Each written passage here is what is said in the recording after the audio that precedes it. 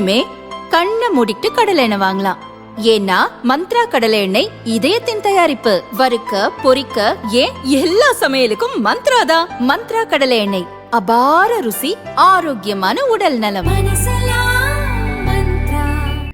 திமுகவில் அமைச்சர்களுக்கு செக் வைக்கும் விதமாக இந்த தேர்தலில் அவர்களை அதிமுக முன்னாள் அமைச்சர்கள் போட்டியிடும் தொகுதிகளில் களமிறக்க முதல்வர் ஸ்டாலின் திட்டமிட்டுள்ளதாக கூறப்படுகிறது.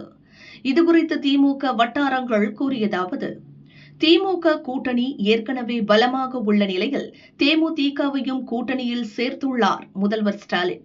இதனால் வரும் சட்டசபை தேர்தலில் 200 தொகுதிகளில் வெற்றி பெற்றே ஆக வேண்டும் என்பதில் உறுதியாக உள்ளார். சமீபத்திய கள நிலவரம் குறித்த அறிக்கை உளவுத்துறை வாயிலாக முதல்வருக்கு கிடைத்துள்ளது. அதில் பல அமைச்சர்கள் தங்கள் மாவட்டங்களில் உள்ள அதிமுக முன்னாள் அமைச்சர்களுடன் நெருக்கமாக இருப்பது குறித்தும் சுட்டிக்காட்டப்பட்டுள்ளது.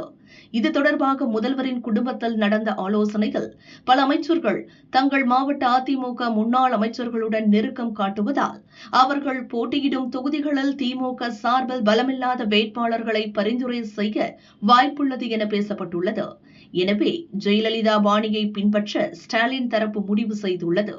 திண்டுக்கல் மாவட்டம் நத்தம் தொகுதியில் தொடர்ந்து போட்டியிட்டு வந்த நத்தம் விஸ்வநாதனை 2016 சட்டசபை தேர்தலில் திமுக முன்னாள் அமைச்சர் ஐ. பெரியசாமி போட்டியிட்ட ஆத்தூர் தொகுதியில் ஜெயலலிதா களமிறக்கினார். அங்கு விஸ்வநாதன் தோல்வியடைந்தார். இருப்பினும் பெரியசாமிக்கு கடும் சவாலாக இருந்தார். தற்போதைய சிட்டிங் அமைச்சர்கள் பணபலத்துடன் வசதியாக உள்ளனர். இதேபோல் அதிமுக முன்னாள் அமைச்சர்களும் பணபலத்துடன் உள்ளனர். ஒவ்வொரு மாவட்டத்திலும் சிட்டிங் அமைச்சர்களை தாங்கள் வழக்கமாக போட்டியிடும் தொகுதிகளில் களமிறக்குவதற்கு பதிலாக அதிமுக முன்னாள் அமைச்சர்கள் போட்டியிடும் தொகுதிகளில் களமிறக்க ஸ்டாலின் முடிவு செய்துள்ளார்.